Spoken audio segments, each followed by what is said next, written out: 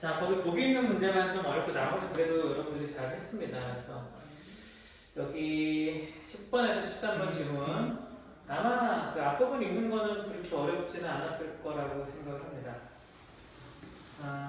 그래도 어쨌든 앞부분 1문단 정도는 같이 읽고요. 그리고 그 뒤에 우리 계산하는 거 과정이 나온 거죠. 여러분들이 뭘 놓쳤는지 그거 한번 확인을 해보도록 하겠습니다.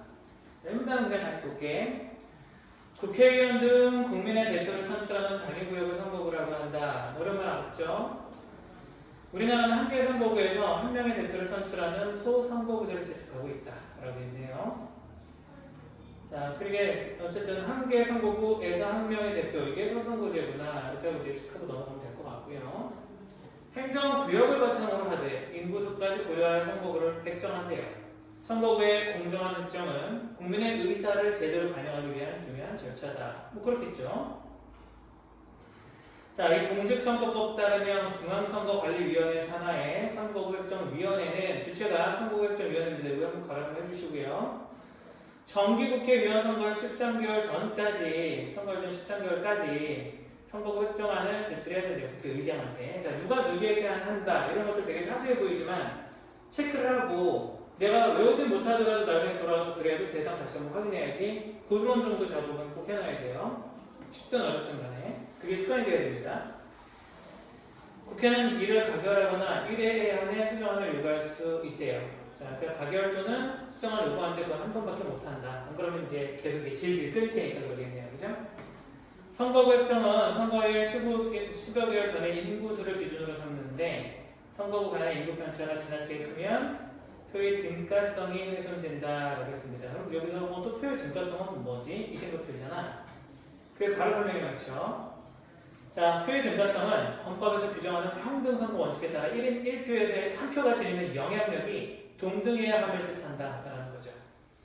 자, 그럼 동등하지 못한 건 뭔지도 설명이 되겠죠. 자, 한 표의 가치가 상대적으로 큰 과대대표와 상대적으로 그 표의 가치가 작은 과소대표의 발생을 최소화해서 인구 대표성을 강화해야 된다는 거고요. 자, 그걸 위해서 그동안 헌법재판소의 위헌 결정이 있을 때마다 선거구 획정 기준은 인구 편차를 줄이는 방향으로 조정되어 왔대요. 아, 중요한 건 이거다. 자, 과대 대표랑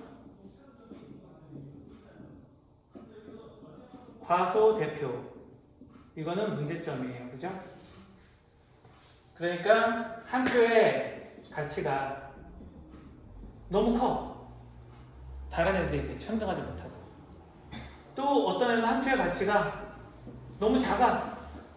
그럼 문제가 생길 수 있다는 건데 그 문제의 원인이 끝까지 읽어보니까 결국 뭐 때문이야? 인구 편차 때문에. 어떤 지역은 인구가 50만이야. 근데 50만에서 한 명의 국회의원을 뽑아. 50만을 대표하는. 근데 어떤 지역은 30만이야. 근데 거기서도 한 명 뽑아. 그래서 그 한 명이 30만을 대표해. 그러면은 상대적으로 얘네가 손해잖아요. 그죠? 얘네는 50만 명이 되는데 한 명밖에 없어, 대표하는 애가. 자, 그러니까 그런 식의 어떤 이제 문제가 발생되는 거를 줄이기 위해서 임금 편차를 최대한 줄인다는 거죠. 자, 이제 그런 얘기를 일단 했어. 문제에 대한 해결로. 어쨌든 그걸 줄이는 방향으로 그래서 조정되어 왔대요. 어려운 개념은 아닌 것 같고. 자, 그래서 여기 그 다음부터가 좀 중요하죠. 2014년 헌법재판소에 정해진 기준에 따르면, 현행 기준에 따르면 인구 편차가 전체 선거구 평균 인구수를 기준으로 자, 상하로 평균 인구수의 자, 33.33%를 넘지 않도록 해서 이게 3분의 1이죠. 자, 최대 선거구와 최소 선거구 간의 인구 비율이 2대1을 넘지 않도록 해야 한다라는 겁니다. 자, 지금 선거구가 여러 개가 있잖아. 이런 식으로 인구에 따라서 선거구를 A, B, C 뭐 이렇게 나눴다고 해보자. 선거구 인구도 미세하게 좀 다를 거 아니야. 어떻게 똑같이 맞겠어요. 그랬을 때 인구가 좀 많은 그런 선거구도 있고 또 인구수가 좀 적은 선거구도 있고 이런 식으로 있을 거 아니야. 근데 그 편차가 너무 이제 벌어지면 안 되니까 여기에서 그런 얘기를 하는 거죠. 최대 선거구가 여기서 최대가 얘라고 해보자. 최소를 A라고 하고 A, B, C, D, 뭐 E라고 해볼게. 이게 지금 최대라고 해볼게. 얘네들의 그 차이 자체가 여기서 말하는 대로 인구비율 2대 1을 넘지 않아야 된다는 거예요. 자, 그러니까 2대 1까지는 된다는 얘기죠. 넘지 않으면 된다는 거야. 그것까지는 인정을 어느 정도 해준다는 얘기야. 자, 평균 인구수가 18만 명이라고 한다면 그 33.33%는 약 6만 명이죠. 자, 그러니까 18명, 평균 인구수 18만 명에다가 6만 명을 더하면 24만 명이 최대 선거구가 되겠네?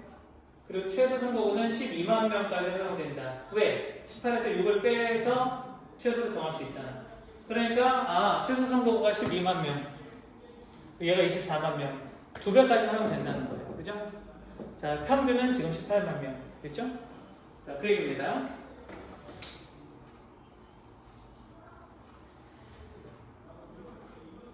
자, 선거구 획정은 그 다음 제 단락도 중요합니다. 마지막 단락이 이제 중요했었죠. 마지막 단락 특히 그 다음은 아마 그렇게 어렵진 않았을 것 같은데. 자, 선거구 획정은 행정구역을 기본으로 하지만 농촌 인구가 줄어들죠. 그래서 최근 시군구를 여러 합치는 구역 조정이나 최소 단위인 그 이하 읍면동을 시군구의 경계를 넘어 여러 합치는 경계 조정이 많이 이루어졌대요. 땅은 넓은데 시골이나 지방은 땅이 굉장히 넓어. 근데 인구가 얼마 안 돼. 그러다 보니까 사람들이 전부 도시로 막 떠나가고 도시는 인구가 많이 밀집돼 있어. 그런데 거기서도 국회의원 1명, 또 여기도 땅이 넓다 보니까 그 넓은 지역 선거구로 묶어가지고 거기서도 1명 그러면은 너무 형평이 안 맞잖아요. 그래서 어떻게 한다? 땅이 넓더라도 좀 얘네를 합쳐버린다. 그래서 인구수를 어느 정도 비례해서 땅은 이만큼 넓고 선거 구역 자체는 굉장히 넓어지겠지만 인구가 적으니까 합쳐가지고 얘네에서 1명 뽑고 또 이제 도시는 좁긴 하지만 인구가 많으니까 여기서 1명 뽑고 이런 식으로 어느 정도 조정을 한다는 거예요. 말 자체는 어렵지 않죠. 그게 어쨌든 경계 조정이라는 겁니다. 그런데 이들 지역 공동체 이익을 대변하는 단위, 근데 이렇게 조정을 하면 지역 대표성을 약화하는 문제점이 또 생긴다. 그죠? 아까 봐봐, 지방은 한 3개 정도의 그 시군구를 합쳐야 된다고 해보자. 인구가 너무 적어서 3개 정도는 합쳐줘야 도시 어떤 무슨 구랑 양천구면 양천구, 종로구면 종로구랑 비슷해진다. 그렇게 해볼게. 그럼 여기는 예를 들어 3개의 어떤 시도를 합쳤다고 해봐. 시를 합쳤다고 해봐. 그러면은 얘네가 너무 범위가 넓어지다 보니까 얘네의 어떤 특정 지역에 대한 대표성이 없어지잖아. 그냥 뭉뚱그려져 버리잖아. 그래서 그런 문제가 역시 또 발생하는 것들도 있다는 거죠. 자, 그래서 선거구는 지역 공동체 이익을 대변하는 단위이기도 한데 그 지역을 벗어난 너무 큰 그 구역이 되어버리면 획정 과정에서 행정구역은 물론 지세, 교통에 따른 생활 번역의 독자성 이걸 감안해야 되는데 그런 것들이 아무래도 정치적 의제로 부각되기 어려울 수 있죠. 자, 그래서 소수 집단의 이익도 역시 보호되기 힘들 수 있다는 겁니다. 여러 문제가 있을 수 있다는 거죠. 이렇게 실제 행정구역을 여러 합친 것을 거대 선거구라고 하는데 최근에 등장한 거대 선거구들은 49개의 선거구로 구성된 서울의 면적보다 최소 4배에서 8배까지 더 넓다는 겁니다. 인구 밀도가 적으니까 구역이 똑같은 서울 땅 그 선거구에 비해서 8배까지 넓을 수 있다는 거예요. 자, 그럼 지역 대표성을 확보하기 힘들겠죠. 그만큼 대표성이 상대적으로 약화된다는 겁니다. 그래서 인구수 외의 면적을 일정 범위 이내로 하는 것도 선거구역제 기준으로 추가해야 된다는 주장이 제기되는 이유입니다. 자, 이런 주장이 제기된다는 얘기는 아직은 그게 반영이 안 돼 있다는 얘기야. 그죠? 그거는 그러니까 지금은 이루어지지 않는 거고 그런 문제점이 논란이 될 수 있다 정도 뿐입니다. 지금 그거는 어쨌든 신경 안 써도 되는 거예요. 자, 이제 마지막 단락. 자, 한편 2014년 헌법재판소가 평균 인구수 기준을 제시했음에도 자, 평균 인구수 기준이 바로 앞에 나왔었던 거죠. 앞에 우리 2대1 얘기 나오고 얘기했었던 거 있잖아. 그게 평균 인구수 기준이었어. 그동안 선거구역정위원회는 평균 인구수 기준을 외면하고 자, 평균 인구수 기준 외면 바로 할게요. 아까 요거 얘기했었던 것들 요거 얘기했던 거 평균 인구수 기준이었어. 그치? 그리고 이제 요거랑 다른 거 그것을 외면한 다른 것도 하나가 더 있나 봐. 이게 두 번째입니다. 이게 첫 번째고 그 보기에서 첫 번째, 두 번째를 구분해서 했었어야 되죠? 자, 두 번째로 지금 이제 읽어볼 거야. 자, 이걸 제시했음에도 평균 인구수 기준 외면하고 최대 선거구와 최소 선거구 간의 인구 비율만 2대1을 넘지 않도록 하는. 쉽게 말하면 18만 명은 고려하지 않았다는 거야. 이건 고려하지 않고 예를 들어 최대랑 최고가 얼마큼이냐 따진 거죠. 그래서 예를 들어서 인구 차이가 좀 많이 나. 그러면은 인구 차이가 나더라도 어쨌든 이게 2배만 넘지 않게끔, 최소랑 최대가 2배만 넘지 않게끔 그렇게 지금 한다는 건데, 계속 읽어볼게요. 일단 평균 이게 뭐냐면은 평균 인구수가 18만 명이라 하더라도, 그렇다 하더라도 최소 선거구가 12만 명까지 허용이 되지만 최소 선거구의 인구수가 13만 명일 수도 있잖아. 그치? 14만 명일 수도 있고.